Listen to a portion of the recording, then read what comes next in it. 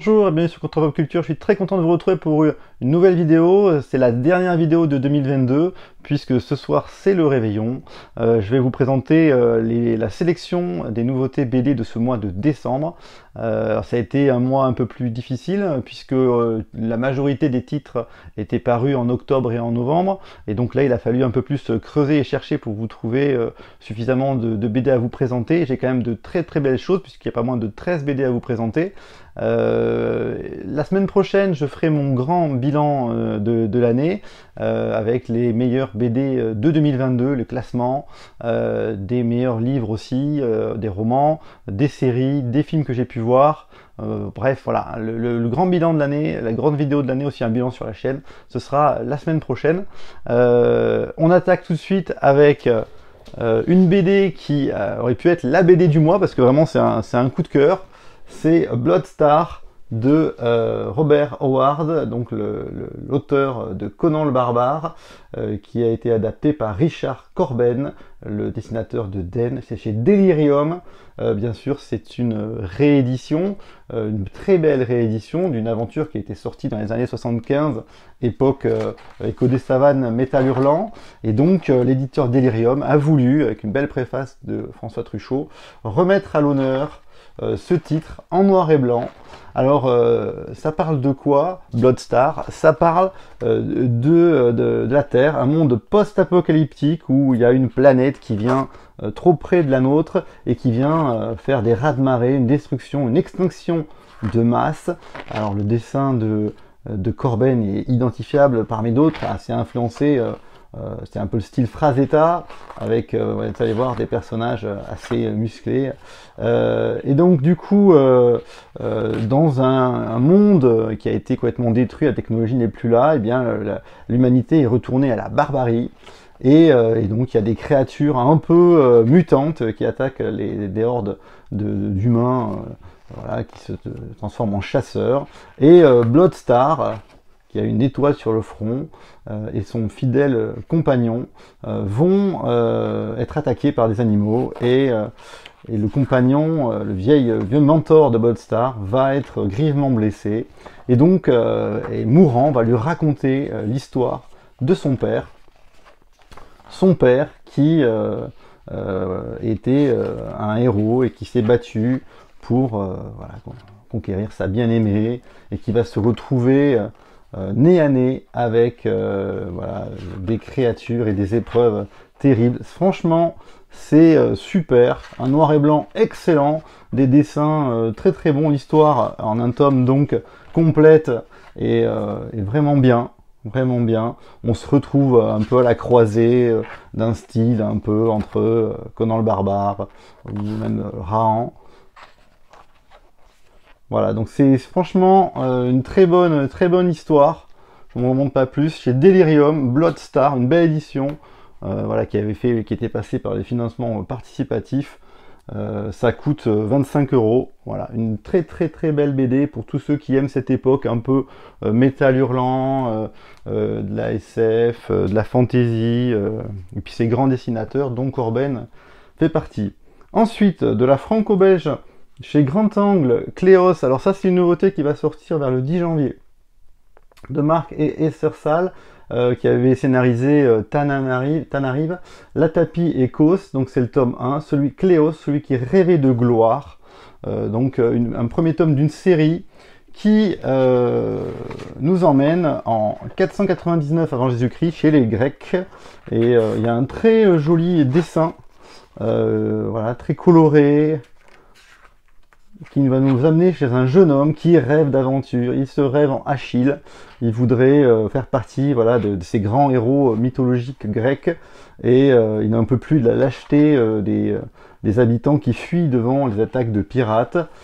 Il va, comme il a un grand tempérament, demander à partir à la recherche de ces pirates, et il va partir dans une aventure, voilà, qui va l'emmener, un récit un peu initiatique, qui va l'emmener à rencontrer plein de personnages. Le dessin est très joli, très coloré, très sympa, assez stylisé. Moi, j'aime beaucoup. Et voilà, et l'aventure est sympathique de ce jeune garçon qui rencontre des tas de personnages et qui va sûrement être amené à avoir une histoire de... je pense que c'est une histoire pour moi en 2 tomes. Et donc j'ai bien aimé Cléos, celui qui rêvait de gloire. Voilà, un joli dessin, un scénario malin d'un pêcheur grec qui part à l'aventure. Ensuite, chez Glénat, La Buse, c'est la piraterie, tome 1, La chasse au trésor de Jean-Yves Delite. C'est une grande aventure maritime, donc en 2 tomes. Le premier tome, avec un dessin... Alors on commence, on est chez les pirates, dans une caverne avec des trésors pirates, et un trésor enfoui, avec un pirate qui s'en échappe. Et on va revenir dans le temps... Voilà, en 1730, île de Bourbon, avec des très très beaux dessins de bateaux, voilà, et toutes les gueules cassées des pirates de cette époque-là. Et on va suivre le pirate Levasseur, je crois que c'est Olivier Levasseur. Et très belle double page avec ces beaux navires, qui est un pirate connu. Voilà. Après, un petit défaut, je trouve que souvent les visages se ressemblent un peu, on a un peu de mal à identifier les personnages. Par contre, les dessins de bateaux très réalistes, très détaillés, sont superbes, ainsi que les décors, la jungle. Et on va suivre donc ce pirate qui cache son trésor avec son équipage et qui part dans des aventures avec tout ce que ça peut. C'est assez réaliste, c'est bien fait. Franchement, La Buse, plutôt un joli tome intéressant de ce pirate. Ensuite, une BD un peu choc, un peu hors norme, du scénariste Fatih Bediar, qui a scénarisé pas mal de films hollywoodiens, et un dessinateur qui s'appelle Babian, et un autre dessinateur, Hollande, Le Labeur du Diable, première partie. Un drôle de chez Glénat, un drôle d'objet, puisque on a affaire à une sorte de comics, au départ, Le Labeur du Diable, ça devait être un film, c'est un autre film, sur un homme qui pète un peu les plombs. On peut penser à Michael Douglas dans Chute libre. Voilà, il n'arrive que des crasses. Il est insulté par ses collègues, il est agressé dans la rue. C'est un véritable souffre-douleur partout où il va.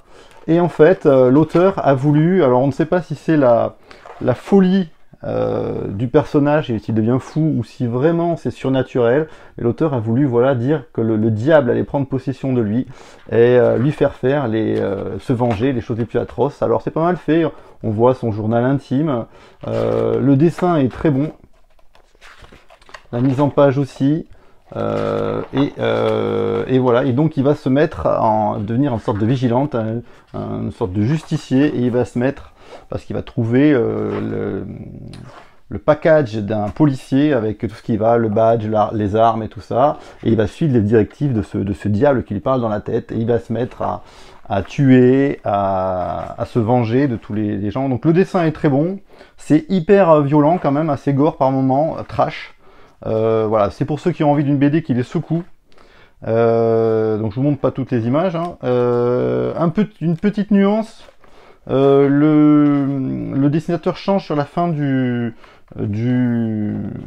livre, sur les 10 dernières pages, et le dessin est bien moins sympa. Alors je sais pas si pour le prochain tome quel dessinateur sera en place. Et après par contre c'est très intéressant, il y a le livre sur la part du diable, voilà, comment ça s'est fait, l'immersion dans la police de Los Angeles, pour étudier les policiers, tout ça, c'est vrai que on sent vraiment l'ambiance des rues de Los Angeles, les gangs, tout ce qui peut s'y passer, et on voit le périple de l'auteur qui nous raconte un peu comment, un peu un making-of de sa BD, il a voulu faire ça, et puis après aussi ses influences en termes de livres, de films, voilà, plein de références super intéressantes, de livres, de musique, voilà, un making-of et un peu plus, voilà, ça upgrade un peu la BD, c'est sympa, ça coûte 24,95 €, donc Le Labeur du Diable, une bonne pioche, plutôt une BD coup de poing, pour ceux qui veulent être un peu déstabilisés.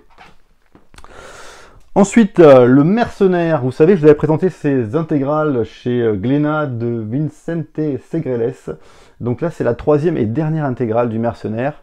Voilà, c'est des belles intégrales au prix de 35 €, où il y a plusieurs tomes à chaque fois. Alors, c'est quoi Le Mercenaire? C'est de la fantaisie, avec de très très beaux dessins.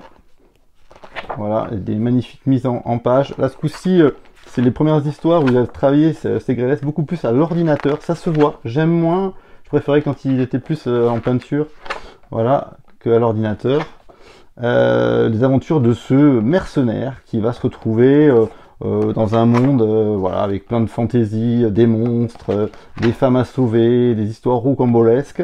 C'est pas le scénario est un peu prétexte, mais c'est surtout de très belles mises en page et de très belles idées de dessin et de style. Voilà, toujours le tome que je préfère. Si vous deviez vous y mettre au mercenaire, je vous conseille vraiment l'intégrale volume 1 qui est pour moi la meilleure et la plus belle. Et après, pour ceux qui veulent continuer. Alors, ce qui est intéressant, c'est qu'il y a donc là plusieurs histoires. À la fin, vous avez le dernier épisode du mercenaire qui est sous forme de storyboard repris de l'auteur avec une histoire illustrée. Très belle, très bien illustrée d'ailleurs. C'est très beau. Voilà, qui finit l'histoire du mercenaire et son destin. Et puis, à la fin, carrément, vous avez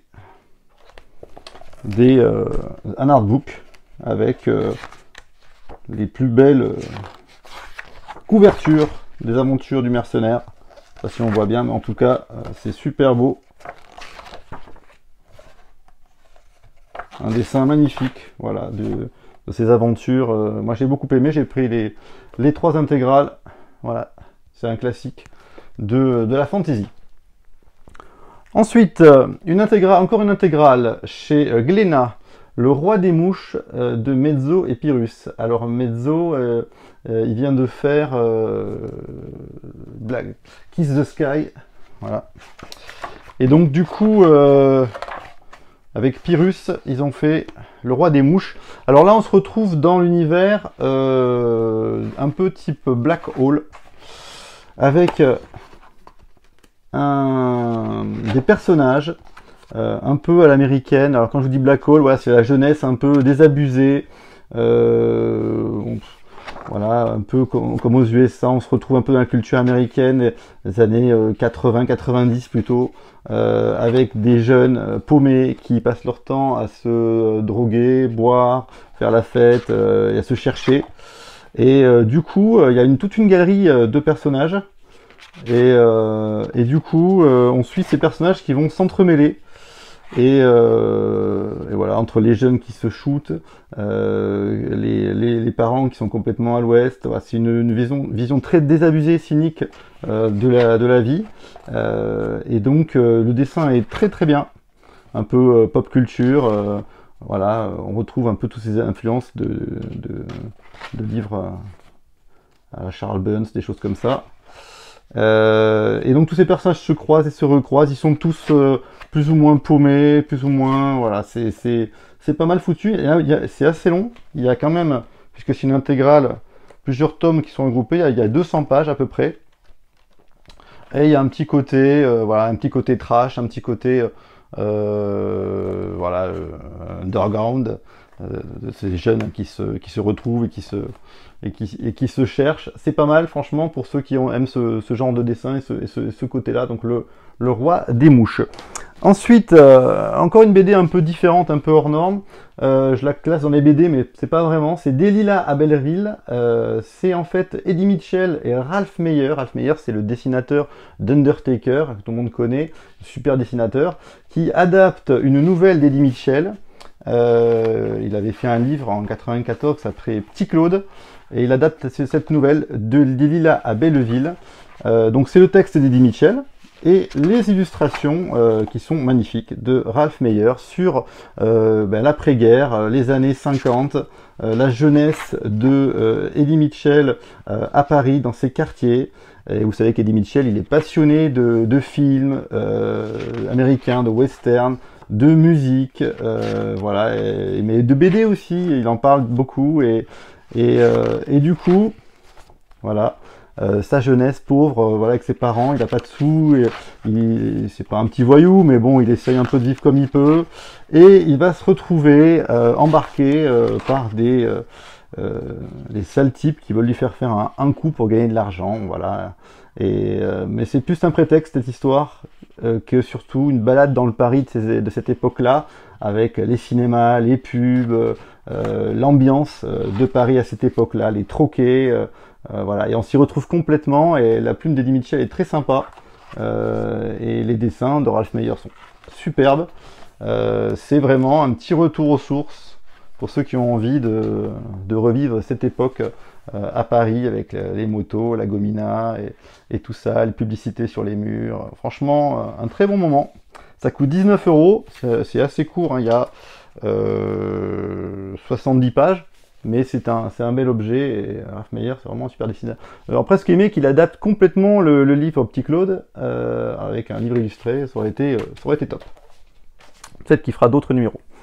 Ensuite, un beau livre, un grand livre au prix de 30 €, Magnum Génération. Alors là, on se retrouve dans un objet un peu hybride, encore une fois, du scénariste J.D. Morvan, avec plusieurs dessinateurs. On est chez Corette, en partenariat avec Magnum Photo. Magnum, c'est une agence de photographie très connue. Et là, c'est un livre qui va revenir sur l'histoire de Magnum, cette agence de photographes célèbre, avec le fameux Capa, voilà, qui est aux sources de cette agence. Donc on a une BD qui nous parle de Capa, et puis vous voyez tout de suite des photos, des vraies photos insérées dans le récit, les photos de Capa. Et là on commence le livre par l'explosion, le décès de Capa, qui est mort en marchant sur une mine, et du coup ce qui va en résulter pour l'agence, avec les différents personnages qui ont composé cette agence Capa. Donc on se retrouve là en 54, à la mort de Capa, et il y a un autre grand photographe qui va aussi décéder dans les Andes suite à une avalanche. C'est ses dernières photos.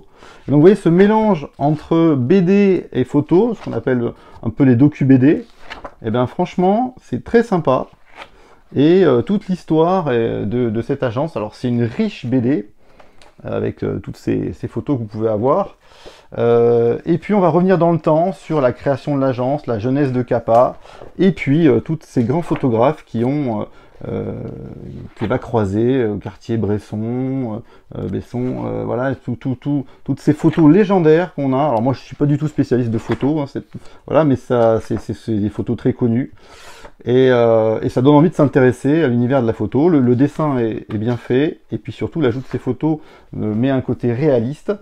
Et puis à la fin du livre, vous allez avoir, voilà, en partant un portfolio de tous les grands photographes de l'agence Magnum, donc de Robert Capa, vous voyez, et Henri Cartier-Bresson, avec leurs photos symboles les plus célèbres, on va dire. Et on va remonter jusqu'à maintenant, donc parmi les derniers en couleur 2020, vous voyez les derniers photographes qui sont dans l'agence. Donc c'est un bel objet, avec quelques aussi textes qui expliquent tout ça. C'est un bel objet qui coûte 30 € chez Corette, pour tous ceux qui aiment la photo, l'histoire de ces reporters de guerre qui ont pris tous les risques et qui sont souvent morts d'ailleurs pour donner une image de l'information, de la vérité, pour que le plus grand public puisse connaître tout ce qui se passait. Voilà, ce sont de vraies personnes extrêmement courageuses, et Magnum Génération leur rend hommage à un bien bel objet. Et donc du coup je voulais continuer, parce qu'il y a eu d'autres sorties dans le thème des docu-BD, et ça tombe bien. Donc d'après là, c'était les 100 ans de la mort de Marcel Proust, et donc il y a chez Larousse un bel objet aussi pour les amateurs de l'écrivain, à la recherche de Marcel Proust, d'après la bande dessinée à succès de Stéphane Huet. Et donc là c'était un livre un peu avec de la BD et aussi des infos, voilà, une sorte de docu-BD qui va nous parler de Marcel Proust, de son enfance, avec des encarts, vous voyez, avec des dessins, avec des pages illustrées, voilà. Donc sur ces livres, le fameux personnage de Monsieur Swann, la Madeleine, voilà, tous ces souvenirs de tous ces grands classiques de Marcel Proust, la rencontre avec sa famille, et puis toute son inspiration, et c'est un beau livre qui fait combien de pages? 125 pages, 20 €, voilà, et la recherche du temps perdu, les grands classiques, Monsieur Swann, la poursuite de Monsieur Swann, du côté de GS1, des choses comme ça. Voilà, donc moi je suis pas spécialiste de Proust du tout, mais je pense que pour ceux qui aiment Proust, ça peut être très sympa de se plonger, voilà, par une porte. Moi je me suis souvent intéressé à plein de choses, à la culture par la BD. Voilà, je trouve que c'est excellent la BD pour pouvoir se faire une culture et puis rentrer dans des grands classiques. Et après, ce genre de livre donne envie de lire les grands classiques. Dans la même collection, donc chez Petit à Petit, on a dans une autre collection, pardon, on a Histoire du cinéma, Histoire incroyable du cinéma, tome 1. Et chez Petit à Petit, ils sont un peu spécialistes de ces docu BD. Là, c'est sur le cinéma. Et donc, au niveau chronologique, on part de 1902, hein, le voyage dans la Lune de Méliès, avec l'histoire en BD. Donc, des petites anecdotes incroyables sur le cinéma, mais aussi un petit cahier pour apprendre sur les films. Et on remonte dans le temps avec les grands classiques du cinéma, avec des dessinateurs différents à chaque fois, qui nous montrent des anecdotes. Là, c'est sur Autant en emporte le vent. Voilà. Et on remonte dans le temps. Il y a plein de classiques. C'est très sympa pour ceux qui aiment le cinéma. Voilà, Psychose, la fameuse scène, voilà, et on apprend que Hitchcock a joué malin pour que la censure ne coupe pas sa scène. On voyait des toilettes, c'était interdit de montrer les toilettes au cinéma. Le Bron, la Brute et le Truand, où le pont a explosé trop tôt. Ils ont dû reconstruire complètement le pont, parce qu'un technicien avait compris qu'il fallait le faire péter un peu trop tôt. Donc plein d'anecdotes sur le cinéma qui sont sympas. Il y a les Dents de la Mer, il y a plein de choses. Et des dessinateurs. Donc pour ceux qui aiment le cinéma, c'est très sympa. Donc ça coûte 16,90 € chez Petit à Petit. Et puis vient de sortir le deuxième tome avec des films voilà, différents mais tout aussi classiques. Hein. Il y a Citizen Kane, il y a Easy Rider, il y a des De Funès. Voilà, il y a plein de choses. On apprend comment Woody Allen, Matchpoint, a fait son casting. On a sur des films plus récents comme Avatar, voilà, dont le deuxième film vient de sortir. Comment James Cameron a eu l'idée dans Avatar, en plongeant pour faire ses recherches sous-marines de Titanic, comme il a eu l'idée d'Avatar. Donc voilà, plein de choses très intéressantes sur le cinéma. Même prix, à 17,90 € chez Petit à Petit, qui a aussi sorti le mois dernier Toutankhamon, la quête d'Howard Carter. Je vous avais présenté une BD sur Toutankhamon, et bien là, c'en est une autre. Voilà, pareil, avec, puisque c'était l'anniversaire de la découverte d'Howard Carter, un côté docu et un côté BD. Voilà, c'est plus sympa, c'est plus ludique, on apprend plein de choses. Et c'est plutôt bien fait, c'est plutôt sympa. Cette fameuse découverte d'Howard Carter, du tombeau de Toutankhamon. 17,90 dans cette collection. Voilà, on arrive à la fin de cette vidéo et la dernière BD que j'ai à vous présenter, c'est le coup de cœur de ce mois de décembre. Voilà, j'ai hésité avec Bloodstar, c'était assez serré. J'ai bien hésité, mais j'aime beaucoup, vraiment, le dessin de François Bourgeon, la suite des Passagers du Vent, le Sang des Cerises, livre 2, chez Delcourt. Une belle et grosse BD au prix de 23,95 €, avec une pagination importante par rapport au premier tome, plus de 130 pages, sur la suite de la descendante de notre personnage principal des Passagers du Vent. On va suivre Zabo, qui remonte dans le passé. En fait, on est au temps de la Commune. Alors il y a beaucoup de côté historique chez Bourgeon, qui va faire un peu des tunnels de dialogue par moment pour vraiment resituer le contexte historique, les pensées de l'époque. La Commune, c'était cette rébellion voilà, de gens qui voulaient un partage des richesses, voilà, qui se sont rebellés contre l'Assemblée, et ça a été réprimé de façon très sanglante. Il y a eu énormément de morts. Et donc, on va suivre ce personnage qu'on avait déjà retrouvé dans la petite fille Bois Caïman, là. Et du coup, elle est partie en France, et elle va retrouver une jeune fille bretonne donc avec qui elle va se lier d'amitié au fur et à mesure, et qu'elle va prendre sous son aile. Et ce destin de deux jeunes femmes dans ce Paris qui est très documenté, très bien fait de cette époque-là, avec de très très belles planches. Alors, je vais essayer de vous en trouver. C'est toujours dessiné hyper détaillé, hyper réaliste. On va remonter donc dans les souvenirs de Zabo, comment elle s'est retrouvée dans une aventure incroyable, déportée au bagne, voilà, et que toutes ces femmes. Mais c'est une histoire en 2 tomes, le livre Le temps des cerises, le sang des cerises. Et donc du coup, ce 2e tome, voilà, il faut vraiment avoir lu le premier, sinon ça marche pas. Mais par contre, ces 2 tomes peuvent être lus indépendamment de toute l'histoire des Passagers du Vent. Vous n'êtes pas obligé de lire toute la série, même si la série est extraordinaire. Et voilà, vraiment, on se retrouve à nouveau dans cet univers un peu des bateaux. Voilà, c'est une histoire incroyable de ces 2 femmes fortes au temps de la Commune, la façon dont elles étaient traitées, la façon de parler, les dessins, franchement tout est hyper beau, hyper détaillé. Moi Bourgeon j'aime beaucoup, hein, j'aime beaucoup les Passagers du Vent, j'aime beaucoup les Compagnons du Crépuscule, c'est vraiment très très bon. Et je ne peux que vous le conseiller si vous aimez un peu la BD historique, réaliste, et quand même, et ça conclut le cycle des Passagers du Vent. Donc voilà, tout ce cycle-là, 1, 2, 3, 4, 5, 6, 7, 8, 9 livres.